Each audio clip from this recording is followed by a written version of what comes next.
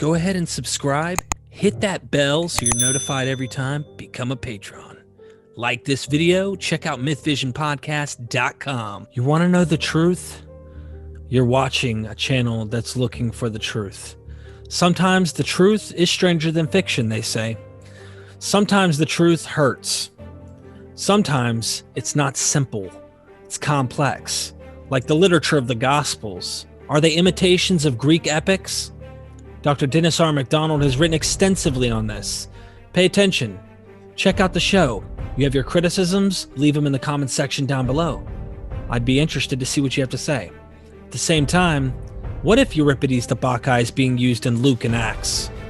What if the Dionysian Gospel, or if you will, the fourth Gospel, John, and he's competing with Dionysus to show Jesus is more powerful than any of the gods, more powerful than the other foreign, strange gods that were not Israelites' God? What if this is a competition of deities and Jesus reigns supreme, even among the Greco-Roman world? Ladies and gentlemen, stay tuned. Tell me what you guys think. And don't forget, we are MythVision. Welcome back to MythVision Podcast. Your host, Eric Lambert. Greek imitations in the Gospels. Goodness gracious, guys. You know, this is a very hot topic, and we have an expert with us today, Dr. Dennis R. MacDonald, discussing the Greek imitations. Did the Gospel authors, those that we've read, and for me, who was a Christian, a fundamentalist, who cherished these books that were literally true, historically accurate, etc., did they write these stories about a Jesus character, maybe a first century apocalyptic preacher, using the Greek Homeric epics? Maybe they saw him as someone amazing in their own eyes and said, well, let's write an epic about him. And they utilized a template from the Homeric epics, the Odyssey, the Iliad. Is this something that is possible? Well, Dr. MacDonald says it's not only possible, he believes he's found genetic connections between these manuscripts, these texts, if you will, in some way, shape, or form, are being utilized in the New Testaments. And today, we're going to be digging into this book here, Luke and Virgil, and mythologizing Jesus. You guys go down in the description, make sure you get it. Really love this. Have not fully read this at all. I mean, I just started it, didn't actually read too much. And I ask that you guys join me on this journey, because Dennis MacDonald's been doing this for a while. He's bringing beauty to a book that a lot of people love and cherish, and others might have been harmed by. But when you actually find out what's going on here, it brings kind of a interesting artwork. It's not necessarily that it's sacred and you must go by these things, but it's also not like, let's bash the thing and try and just poke holes. Why not look at it like we do the Homeric epics or the Iliad? Why not consider that? So, Dr. MacDonald, I'm done ranting. I would love to see what we're going to do today, but you might need to recap a little for our audience before we get into today's discussion on Luke and Acts. Well, Derek, it's a pleasure to talk to you a fourth time. Thank you. And I will give a recap of the first three, but very briefly. The first one was on the synoptic problem and whether there's a lost gospel that is often called Q. And I assembled the evidence that there was a lost gospel, both in terms of traditional redaction criticism, that is an internal investigation and comparison of the synoptic gospels, Matthew, Mark, and Luke, an assessment of the reversed priority material, that is places where Matthew's earlier than Mark and Luke is earlier than Mark and Matthew, to assess with social identity criticism, to say that it has a coherent social issue with its outsiders, with itself, and with its leader. When you assemble those materials, it looks like it's an imitation of Deuteronomy to portray Jesus as the prophet like Moses. And to establish that, we use mimesis criticism, which has 7 criteria that are used for assessing whether one text is using another text. The next session, we went from the logoi of Jesus, that is the Q document, or my reconstruction of the Q document, also called Q plus, to the Gospel of Mark. In my view, Mark knows the Q document, but he has problems with it. And the primary reason he has problems with it is he has a different social location. He's writing after the Jewish war, and he thinks that the destruction of Jerusalem and its temple is due to Jewish non-believing in Jesus and crucifying him. He finds in the Iliad a magnificent analogy where Troy falls because Hector dies at the end of the book. And last time we spent quite a bit of time in the session section. We spend quite a bit of time comparing the death and burial of Jesus with the death and burial of Hector. Mm-hmm. Last time, the third session, we moved further into Mark and talked about Mark's imitations of the Odyssey. And I described how I came upon mimesis criticism, not by reading the Gospels, but by reconstructing the apocryphal Acts of Andrew.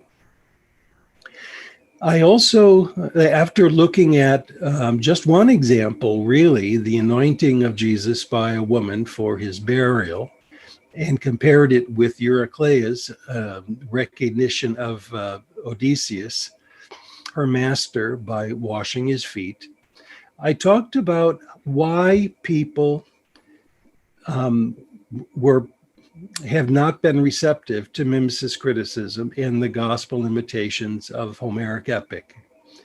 And I found Thomas Kuhn's analysis of scientific revolutions very enlightening. And just to recap briefly, Kuhn argues that the science is dominated by what he calls disciplinary matrices. A disciplinary matrix has to do with information and procedures that normal scientists can assume are correct when they do their work. But when they do their work, they often come across anomalies or inconvenient truths that cannot easily be understood by the paradigms provided by the matrix. Now, these anomalies create crises for these groups. And they handle it in several ways. One, they deny that there are such anomalies. Another is they try to accommodate the anomalies in the paradigms that exist. Or they will have a methodological assault on the scientists who are trying to account for these new data. Or they will say, okay, they're right, but what they found is insignificant. And all of those strategies work, in my view, for the way that New Testament scholarship, gospel scholarship in particular, has been unwelcome to my work because it uncovers way too many anomalies, inconvenient truths that the discipline has not been capable of absorbing. And so many scholars, and this is probably for most, the response is to ignore it, to deny it. Others say, no, there are occasionally overlaps, but we can account for it by the existing methodologies. Others say MacDonald has a bad method, or he applies his criteria randomly. And in some cases, people acknowledge that what I've done is right, or can, at least at points is right, but then they marginalize it. They say it is not significant. So that's what we talked about last time. This time, we're going to talk about Luke Acts and how the author of Luke Acts imitates the Homeric epics, but also how he interprets Euripides' Bacchae. And that's going to be require a little background information about Euripides and the Bacchae, similar to what we've been doing with Homer. So anyway, that's what we've done. That's where we're going. Does that sound about right? That sounds fun. Luke and Virgil, guys, make sure you get the book down in the description. Yeah, I'm excited. I obviously I haven't dug into this one yet. I've heard Dr. Price say that even verbatim in the mouth of Paul, of course, this is the author of Acts, Paul saying, words that come directly from Euripides the Bacchae. So give us some background. I'd love to get into some of this stuff. Like, how can you ignore that? I think some scholars accept this, though, more than they do your Homeric Odyssey and Iliad connections, I think. That is right. Other scholars have found most of the parallels I'm going to talk about today with the Bacchae in the Acts of the Apostles. Excellent. And I think there are several reasons for it. One is that the stakes are, most of the imitations of the Bacchae are in the Acts of the Apostles, where the theological stakes are not as high as they are for the Gospels. Another is that the parallels are very clear. Another is that you only have a few places where the Acts of the Apostles is using the Bacchae, but if I'm right, Mark is using Homer all over the place, and it's responsible for the bulk of the Christian narrative about Jesus. That is simply too threatening. So what we're going to talk about today, you could say, is allowing the dust to settle on the dispute a little bit, because much of what I'll have to say has been said by others, or is agreed to by scholars who otherwise are skeptical. By the way, I also want to throw out a tantalizing possibility. One of the parallels between Mark and the Odyssey I love the most, we haven't been able to talk about at all. Uh-oh. And that's the Polyphemus story and the Gerasene demoniac story. And if we have time at the end of this broadcast, I'd like to look at those parallels again. Please. Now, I have a little different strategy for what we can do today. And that is, I'm going to throw, as they say, lots of manure at the barn and hope that some sticks. That is, I'm going to have you and I go through these parallels and read them and have minimal discussion of them at first, and go from one to another, to another, to another, and then have a kind of global conversation of how is it that people can deny all of these parallels? Because some of them have got to stick. Now, if you say that the methodology works, let's say, in the Acts of the Apostles and Euripides Bacchae, I'd like to know why you think that methodology doesn't work in Mark's use of Homer. That's exactly what I was thinking you were going to do. Yeah. Yes, sir. So that's how we're going to do it. Now, so let's begin with Luke's gospel before we get to Acts. And let's stay with Luke and the Odyssey. One of the things that Luke adds to Mark and Matthew is the famous story of Lazarus and the rich man in Hades. Such tours of hell are famous in antiquity, and one of the most famous is in Odyssey 11, where Odysseus goes to the netherworld to consult with Tiresias about how to get home.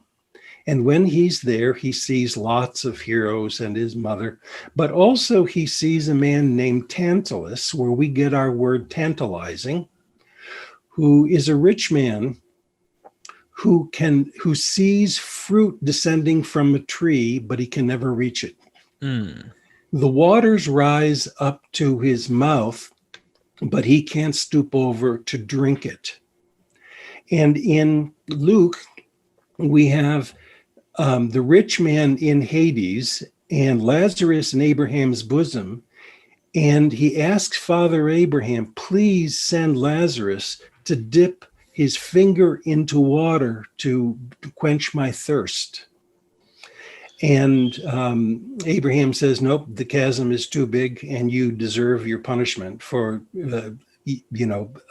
oppressing him. Well, then he says, well, send somebody back from the netherworld to life so that my 5 brothers can not go here and they can be more generous to the poor and so on. And Abraham says, nope, they've got Moses and the prophets. If they don't believe them, they're not going to believe if anybody came back from the dead. So this is a tour of hell, and it has a tantalizing element. But whereas Odysseus comes back and can tell his story to make sure that people are more moral, Abraham says, nope, nobody can come back. But of course, in Luke, Jesus does come back. So there's a real irony in that story. The other one that I want to talk about is the famous story of Jesus revealing his identity to 2 disciples after his death on the road to Emmaus. And let me tell you the story from the Odyssey. Odysseus comes home in disguise because if he comes home in his true form, the suitors will kill him. So for 10 books or so, Odysseus is milling about in Ithaca without being detected, except by Eurycleia, we talked about last time. His dog Argus can smell him, and when he smells him, he dies.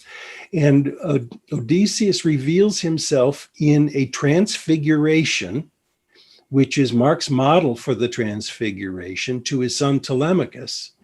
He shows him that he is his father, returned home, and then says, you can't tell anybody about this, because if they find out, they're going to kill me. Well, Odysseus and Telemachus and some faithful slaves kill the suitors. Odysseus reveals himself at last to Penelope, but finally, in the last book of the Odyssey, he reveals himself to his father. But he toys with him at first. He says, I want to see if he's going to recognize me on his own. So he comes back and has a little conversation. The old man breaks down when he hears his son's name. Odysseus says, okay, I am your son. I'm here at last. Take a look at this wound that I suffered from a boar when I was a boy. And I can tell you what kind of trees we planted in this orchard where we are right now. And then they have this hugging scene and kissing. That's the final recognition scene in the Odyssey. So Odysseus has revealed to everyone who he is. Now let's turn to, I have to get my notes straight here because I've been extemporizing. Mythologizing Jesus, page 133. All right. Definitely doing that here. 133. All right. I'm there. Ladies and gentlemen, just so you know, the reason why I think it's really good to get these books, and that's probably too bright. See this chart right here? Right here. He's got them side by sides. It's easy to tell. One's the Odyssey and one is Luke. So, okay. Okay, so I'll be the voice of Homer as before, and you're going to be the voice this time of Luke, not of Mark.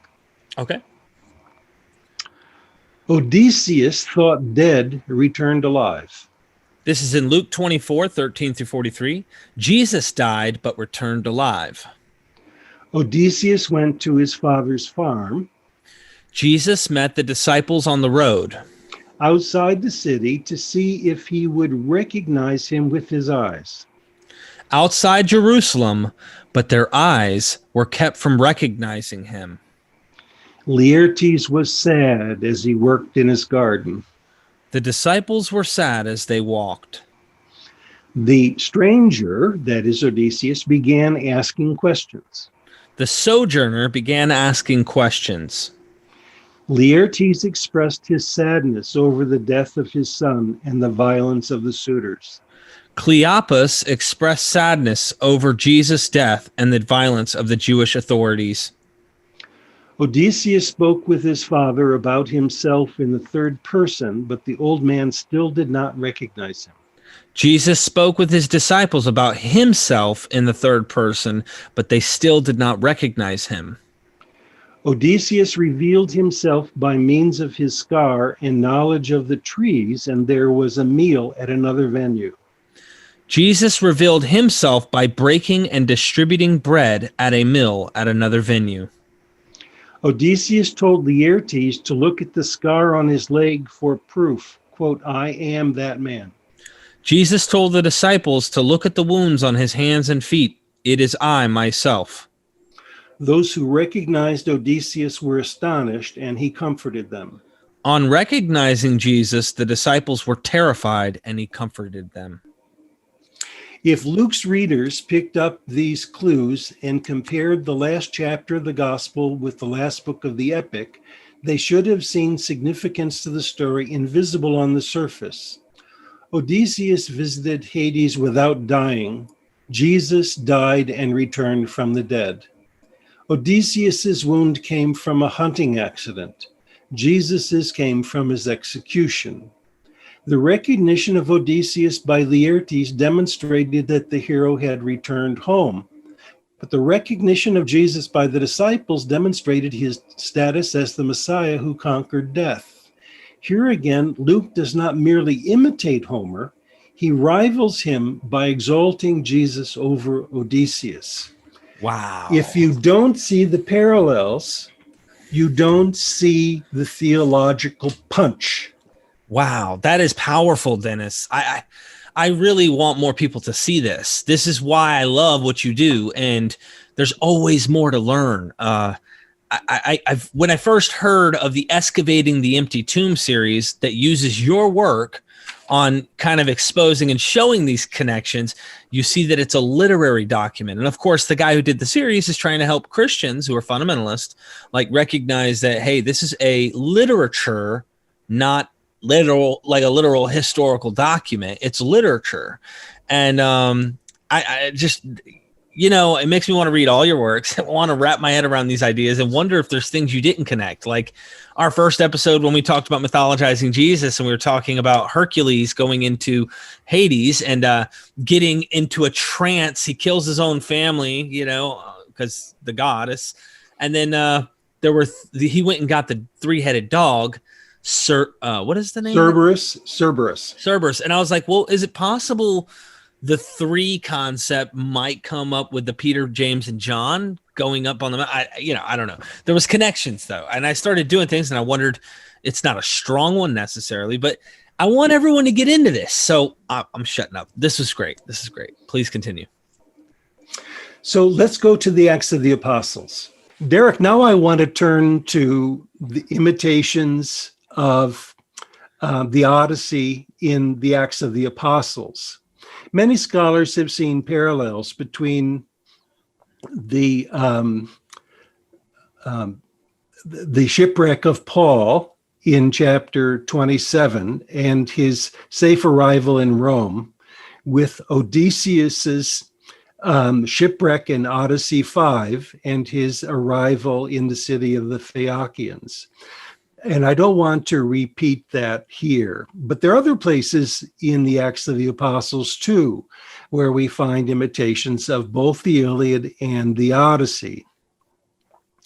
I want to say why imitation is so important for understanding Christian origins from the perspective of a well-known classicist. And I'm going to read from the opening chapter of Tim Whitmarsh's very important book on Greek literature in the Roman Empire. And the subtitle is called The Politics of Imitation. And here's what he says.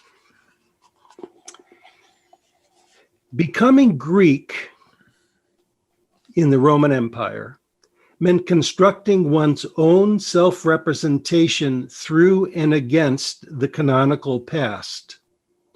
The literature of Roman Greece engages dynamically with inherited images, tropes, and identities actively constructing a new way of looking at the world.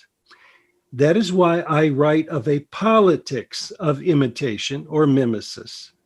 It was through writing literature that Greek cultural identity was most richly and intensively explored. That's what's going on in Luke Acts. Luke is rewriting classical Greek poetry in order to collect on a certain amount of cultural capital that he can appeal to with his readers to establish the identity of the Christian movement.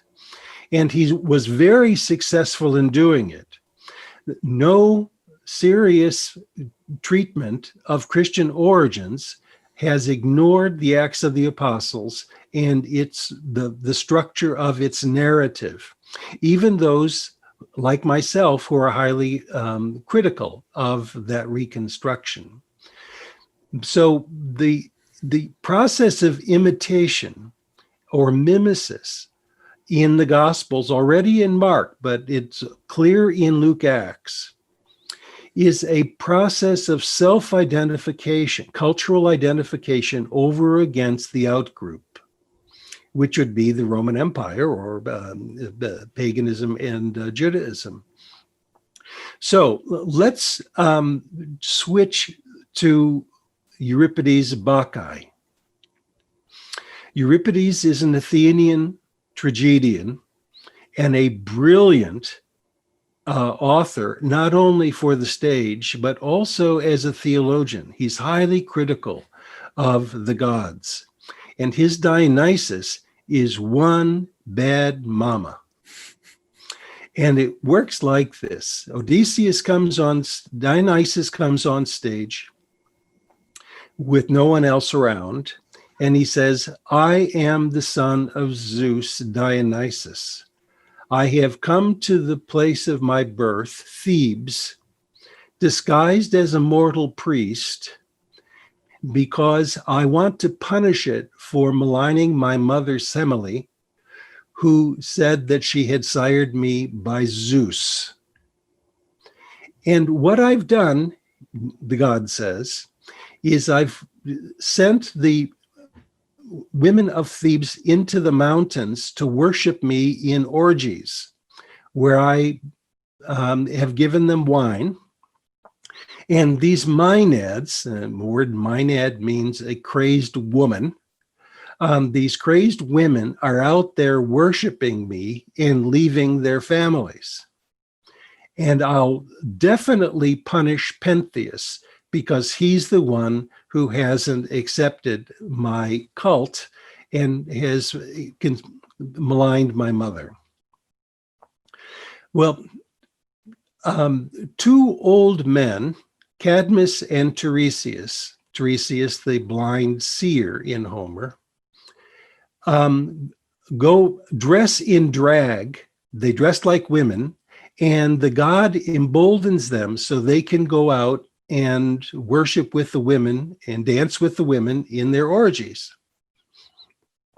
Well, King Pentheus thinks all of that is nonsense.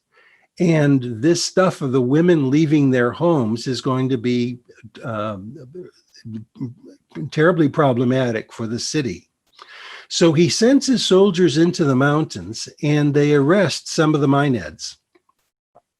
But they don't stay in prison very long, because the god frees them and they go back into the mountains to worship. Well, this makes Pentheus even more irate. So he arrests Dionysus' priest, who's actually the god himself. And they have a brief interrogation. And Pentheus says, I'm going to imprison you in my stable, and then take you out and kill you, probably by stoning. Well, Dionysus is in the prison.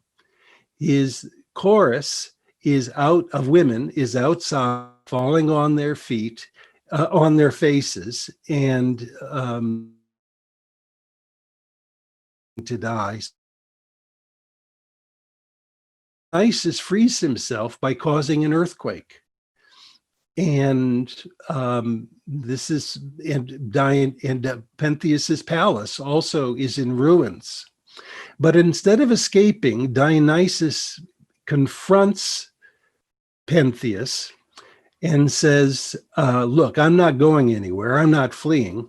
And if I were you, I would not kick against the goads, a mortal against a god. But Pentheus is insistent on getting rid of these maenads. Dionysus, the god of wine, and if you will, the god of madness, afflicts Pentheus with madness and talks him into dressing in drag himself, and the two of them with the herald going into the mountains to spy on these women and to see what their cavorting is all about. So they go out into the mountains, and Pentheus says, you know, I can't see them very well. And Dionysus says, I'll tell you what, I'll put you on top of a tree so you have a good view. And so he sees what's going on with the maenads from atop a tree. By the way, this is the background for Zacchaeus up a tree in Luke's gospel. But the women see him up on this tree, uproot the tree, and they dismember him. And his own mother puts the head of Dionysus on a thyrsus and carries it back triumphantly into the city until she recognizes that she's killed her son. And then Dionysus appears, Deus ex machina, you know, from the machine on stage, and expels Cadmus, Pentheus, Agave, and the whole royal family from the city. So that's the famous story of the Bacchae. And the bottom line is Dionysus is a god, and you don't want to oppose him because he's one mean dude.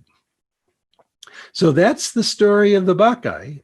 Now, when we talk about the Gospel of John in the next one or two presentations, we'll come back to the Bacchae and I'll fill in a little more of the story. But I think this is enough for now. So what I'd like us to do is to look at Luke and Virgil. Okay. And I want to start with page 61.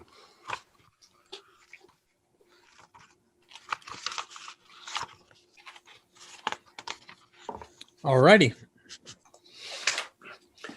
So I'll be the voice of Euripides and his characters, and you'll be the voice of Luke in the Acts of the Apostles. So I'm reading lines from lines 1 to 575, and you'll be reading from Acts 2 to 5. Now, these are obviously summaries of themes.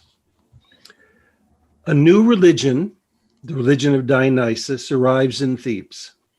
A new religion erupts in Jerusalem. The god had introduced his cult to Phrygia, Media, Asia, and Arabia, as well as Persia and Bactria.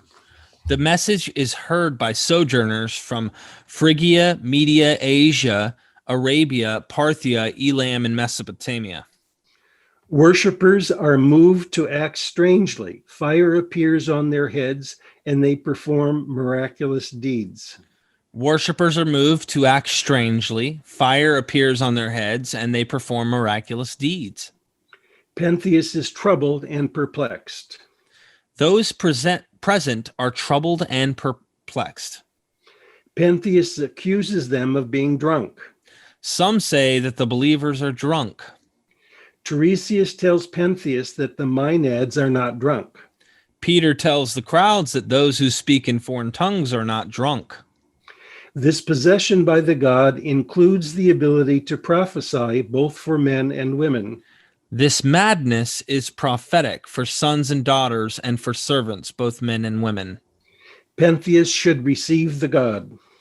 The crowd should repent and be baptized. Cadmus and Tiresias, though old, are ready to dance, strengthened by the god. An old cripple who had never walked is given strength to leap about the temple. Pentheus arrests Bacchus and Dionysus and then interrogates them. The authorities arrest the apostles and then interrogate them. Pentheus intensifies his opposition and calls for troops to arrest him. The authorities intensify their opposition, forbidding the apostles to teach. Dionysus's followers are resolute to obey their god, the Pes, or the child of Zeus. Peter and the apostles are resolute to obey their Lord, the Pes of God, child of God. Pentheus places Bacchus in a public prison. Authorities place the apostles in a public prison. Pentheus tries to silence the Maenads. Authorities try to silence the apostles. The chorus prays for divine intervention, and the god responds with an earthquake. Jesus' followers pray for divine intervention, and God responds with an earthquake.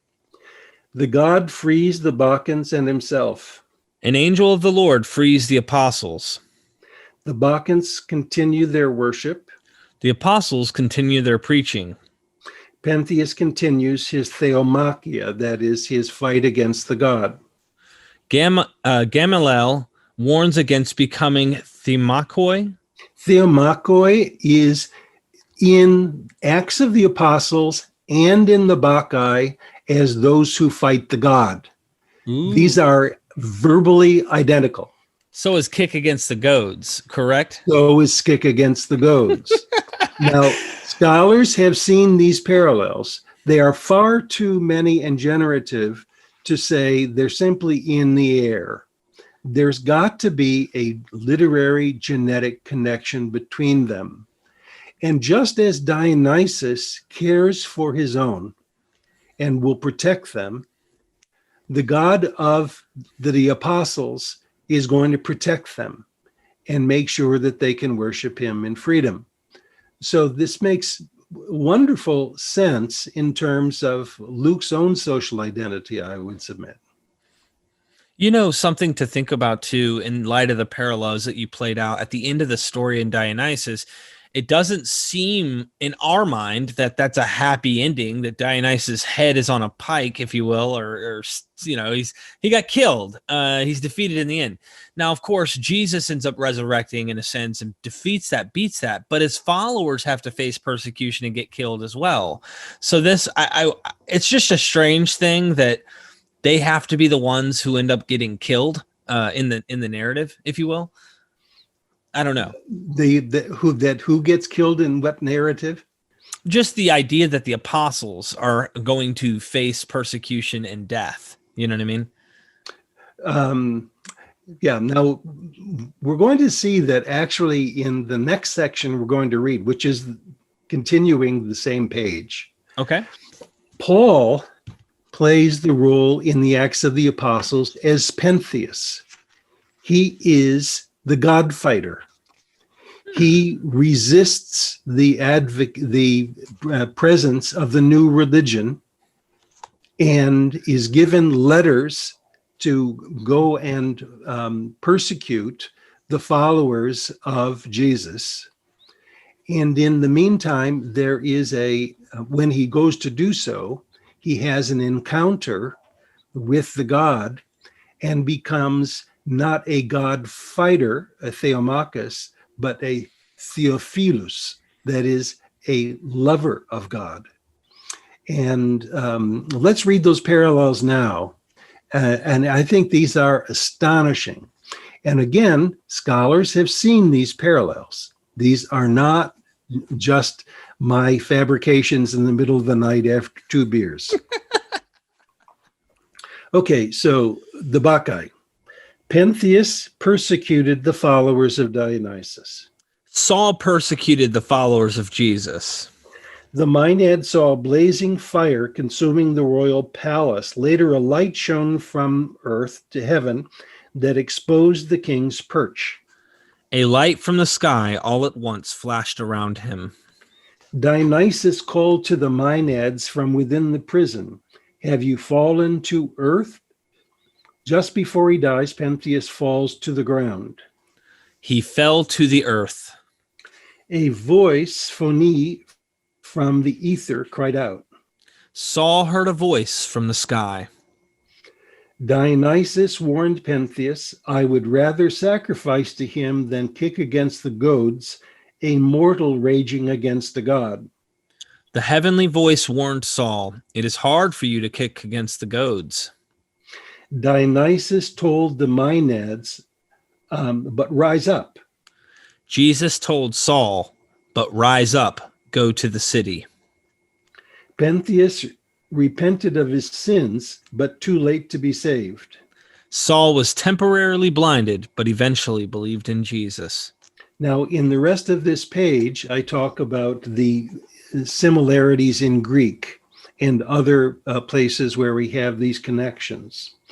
But if you take a look, Derek, at the third box from the end there, Yes, sir. we have pros kentra lactizimi in the Bacchae, and we have pros kentra lactizin.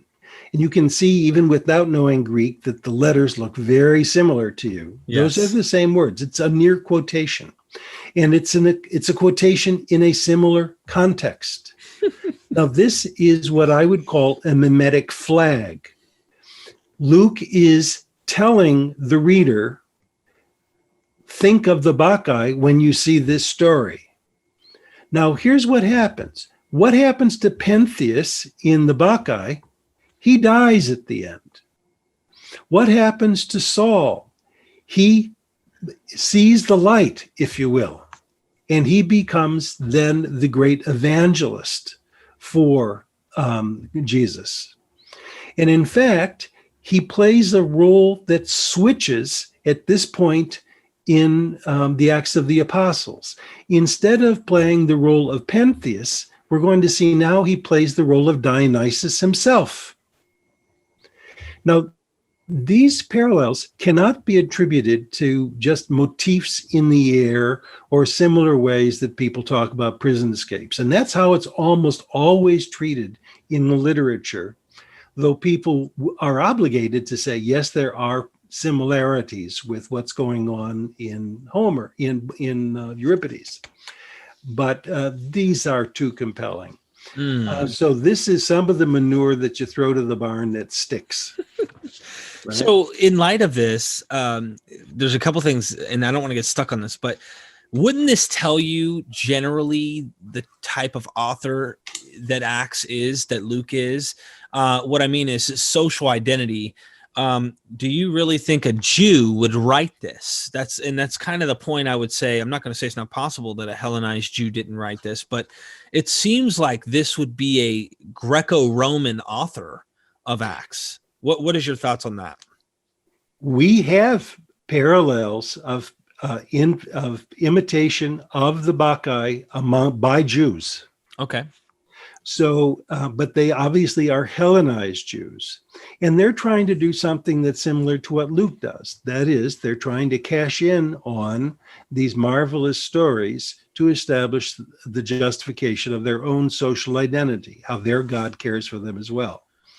So this can be and has been imitated also by Jews. By the way, there's a magnificent book by a friend of mine named is Courtney Friesen, and it's on the rewriting of the Bacchae in among pagans, Jews, and Christians. And it shows that this stuff was all over the place, and that Luke's readers could have known of this play even by going to see it performed. Now, one of the things that's fascinating too, and I'll pick it up at this point, but we can come back to it. Remember, in Euripides, Dionysus is not a nice guy. Right. He provides wine, he provides sex, he provides fun, but he also punishes people who disagree with him viciously. That's not true for the author of Luke Acts. Jesus's God is compassionate and is much more acceptable to a kind of Platonic understanding of the goodness of God. Now, there's one more example I want to give you before we're done. And this is the one that in antiquity, most people picked up on. And we're going to continue reading. This is page 64. Okay. Dionysus arrived in Thebes with a female entourage from Lydia, Asia Minor. He was intent on establishing his cult in Achaia. Paul arrived in Philippi with an entourage from Troas. Troas is Troy. Basically, Okay. That's Troy. Yeah. Troas, Asia Minor. He was intent on establishing the cult of Christ in Macedonia. The god drove Theban women into the hills to worship him. The apostle converted Lydia, who was praying outside the city with other women. Now, remember, Euripides' chorus is all of women. They come from Lydia, and they are actually called sometimes the Lydian women. So Paul is going for the first time to Europe, and who meets him there but a woman named Lydia from Thyatira, which is in Lydia, Asia Minor. She's Lydia from Lydia, and she's out in the mountains worshiping their god with other women. Please. This is not a topos. This is mimesis. Yeah. Maenads were given the gift of prophecy and hailed the new god. Outside the city, a possessed, prophesying slave girl identified Paul and Silas as slaves of the Most High God. Dionysus struck women mad. Paul drove the demon out of her. Pentheus accused the god of introducing religious practices alien to Greeks and imprisoned him in a dark prison without trial. He thought that he chained his feet, but chained those of a bull instead. The owners of the slave girl accused Paul and Silas of introducing religious practices alien to Romans, and the authorities imprisoned them without trial and chained their feet in stocks in a dark prison. The Maenads sang outside the prison, and the god sang from within and caused an earthquake that freed him. Paul and Silas sang praises to God in the prison when an earthquake freed them. Thinking Dionysus might escape, Pentheus drew his sword to slay him. Thinking the prisoners had escaped, the jailer drew his sword to slay himself. Instead of fleeing, Dionysus waited for Pentheus to emerge from the prison and tried to talk sense into him. Instead of fleeing, Paul, Silas, and the other prisoners waited in the prison, and Paul talked the jailer out of suicide. And by the way, this is the place where we find in the Bacchae the statement, I would not kick against the goad, a mortal against a god. Light came from the burning palace. Maenads fell to the ground in fear of the earthquake and fire. The jailer asked for a light, was terrified, and fell at the feet of Peter and Silas. Pentheus dropped his sword when he failed to inflict harm. The jailer sheathed his sword when he learned that no prisoner had fled. Pentheus remained defiant and suffered for it with his life. His family grieved. The jailer converted and was baptized with his household. They rejoiced. That here ends the reading of the word. I think those are enough parallels to establish that the author of Luke Acts wants his readers to see that Jesus is more compassionate than Dionysus. and his God is more passionate than Dionysus. I think he wants the reader to see that when Saul encounters a divine epiphany, he converts in a way that Pentheus doesn't. So, any thoughts? I think it's fascinating. I just want to say, like, that was like 2 pages, maybe 3 at the most. And that's just one book. That's what he does in these books. He builds up a lot of parallels and a lot of things that connect these stories together. I found it interesting, and I'm skipping ahead just a tad by saying, when I was reading the 4th gospel and Euripides the Bacchae, or the Dionysian gospel, if you will, I saw like what you're talking about here in Luke Acts that are also in John, but we're going to get into that in the next episode, I suspect. This is just what it does for me is it shows a lot of syncretism, in the culture, trying to, like you said, connect the pagan world and the Jewish world and find a way where the social identity connects the two in this one cult. And, it makes more sense saying that, that. Well, let me take issue a little bit with the use of syncretism. I do not use the word syncretism. Okay. Because syncretism in Greek actually means comparison, which is fine. But syncretism, as it often gets used in the history of religions, means homogenizing. That is, you bring 2 cultures together. I don't think that's what's going on here, because I think what we have here is cultural struggle. It's more antagonism than it is syncretism.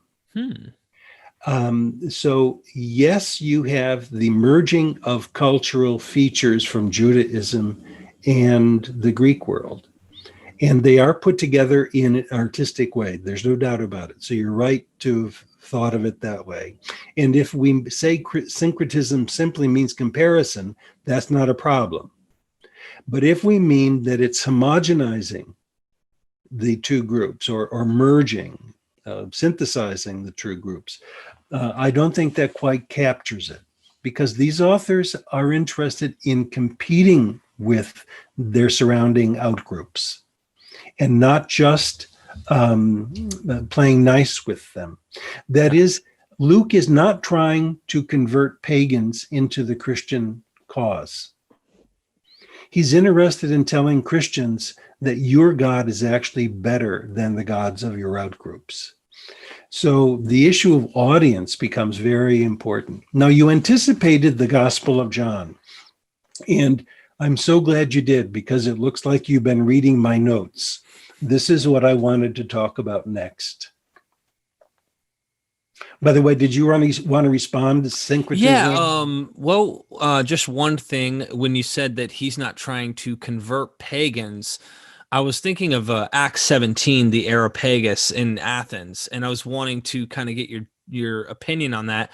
It sounds like he's trying, and I know that this isn't actually Paul. This is the author Luke using this narrative and putting words in the mouth of Paul, but could there have been a tradition of a Paul who's running around saying, look, to an unknown God, you don't know who you worship. We have the truth, and you need to worship the correct God. Or this is our God is the right one, which I get what you're saying, because you point out Dionysus is not as good as Jesus. Like, at every turn, they make their God better than Dionysus, or they might make their God better than Hercules or Odysseus or just someone else. They make their version better, which is why I see what you're saying there.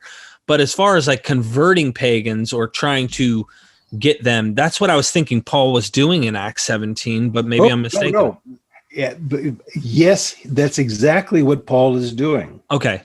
And that's what the historical Paul must have done. Okay.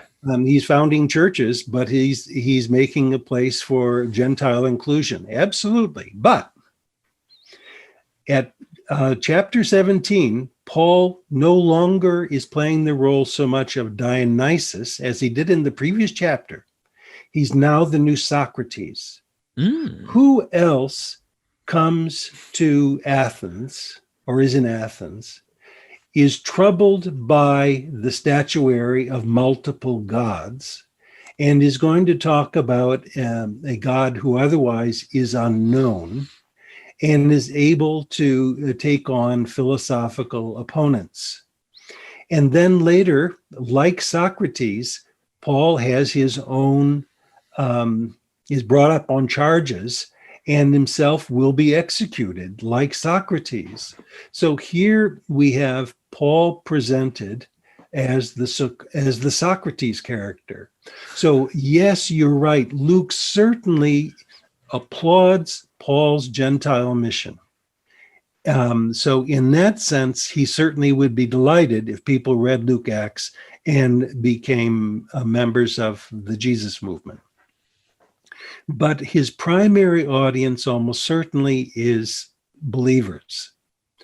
After all, the person who is addressed in both books is called Telemachus. Theophilus, the one who loves God. And he treats Theophilus as one who's among us. These are the things that happened among us, and you want to learn about these teachings. So Theophilus becomes the ideal reader, and he's a believer. So yes, there's a commitment to a Gentile mission, but the book is probably meant to be read by believers. But these believers need to know something about Socrates and Euripides and Dionysus and so on. So these are people who really are living in that period. Now, the Gospel of John, I want to make a segue here. And this is what we're going to be talking about next time. Okay. The earliest attestation that we have of the Gospel of Luke appears in the Gospel of John, which almost certainly was written after Luke. And we'll talk about that next time. The question then is, did the author knew the Gospel of Luke when it was still attached to the Acts of the Apostles? Because by the end of the 2nd century, the Gospel of Luke had been detached from the Acts of the Apostles. We don't have a single scrap of physical evidence that the two books ever circulated together. Luke's Gospel either was transmitted independently or, much more commonly, as a part of a 4-gospel collection, together with Matthew, Mark, and John. Did the author of the Gospel of John know Acts of the Apostles while it was still attached to the Gospel of of Luke? I think he did. Now that means that in reading the Acts of the Apostles, he could have seen these imitations of the Bacchae. And then he could have said, I can do that too. And in my case, I'm going to make Jesus the Bacchae-like the Dionysus-like person. That's why I talk about the Gospel of John as a Dionysian gospel. But I think the author may have been inspired to make Jesus like Dionysus by having read the Acts of the Apostles, where Luke already has had these imitations of the Bacchae. There, Paul is imitating Dionysus, as we've seen with the prison break scene and so on. But the author of the 4th Gospel, actually, there are 3 4th Gospels, if you will. We'll talk about that next time. The earliest of which is this Dionysian Gospel. And by the way, ancient readers saw the similarities between Jesus in the 4th Gospel and Dionysus. There can't be any doubt about it. So that's why I wanted to spend some time with Acts of the Apostles and the Bacchae, because you're going to see the same thing in spades when we get to the Gospel of John. Oh, yes, you are. Yes, you are. I've got notes galore when I was reading it, and I said to myself, how in the world am I going to cover all this in a show? We're going to have to pick specific things. There's no way. But one of them I'm really wanting to talk about will be John 6, eat of my flesh, drink of my blood. But we'll get into all of these things, of course, as we get there. I'm just giving you guys like a forecast and letting you know, like, that's a big question I have, because John does something different than the other gospels in many ways, not just that way, but in many other ways. So that was a great show. I really enjoyed this. I learned a lot. There was a lot of great connections. It just makes you have to ask yourself, what are we reading here, ladies and gentlemen? So this is beautiful literature. They were very intelligent authors writing these things. And maybe you can go back and read these books with a fresh new look, and maybe you find connections that others haven't. I don't know. But Dennis, do you have anything you'd like to say before we go, sir? I have two things I'd like to say. One is, don't take my word for it. Please read Homer. Please read Euripides, and read them for enjoyment for themselves. This is magnificent literature. It's so poorly known in the modern world. It's a tragedy. And these texts are called classics for a reason. It's because they are compelling about the human condition, about the nature of the deity and life and death and war and love and compassion. They are beautiful. And if one of the things I can do is to take people who understand themselves to be Christian identified in one way or another, to encourage them to read Greek classics and, of course, Latin classics. Virgil's Aeneid comes close in its value. Then I think that would have been a worthy enterprise, whether you see the parallels that I see or not. The second is, I have no assumption that I have seen all of the treasures that are mimetically connecting Greek poetry in the New Testament. So get your shovel out, read these wonderful texts, open yourselves up to the beauties of creative literary imitation, and just swim in it and enjoy it. So the two things I want to say, one is, go to the library or go to Amazon and get a copy of the Iliad, the Odyssey, and the Bacchae and read it for yourself. The second is, don't think that I have done an exhaustive job in explaining how these texts interact with each other. Figure that out for yourself and add more information. We really need to have this kind of a discussion. Thank you so much, Dr. MacDonald. I really do appreciate it. Guys, gals, please go check out the books that he has on this material. If you are interested in this kind of topic, as I am, I love seeing connections like this, and it brings more beauty to the text. It really does. And so with that being said, I really do appreciate you giving us your time. I cannot wait to get into the Dionysian Gospel, the next episode. And going into that, I think we're going to spend a few episodes on John. We will be having a debate coming up, ladies and gentlemen, with Dr. MacDonald and Dr. Carrier on the historical Jesus. Like, was there a guy, or was he a complete celestial figure who's euhemerized and made into history? We're going to be discussing that into great lengths, and I want to allow you and him to kind of have an open, free dialogue back and forth, because I don't want to get between you guys. So ladies and gentlemen, be looking for that. And Dr. Goodacre coming on the second week of January. You're just ready to fight. Dr. MacDonald just has his gloves on. No, I'm just kidding. I look forward to this. This is going to be exciting. So thank you so much. All right. And don't forget, we are MythVision.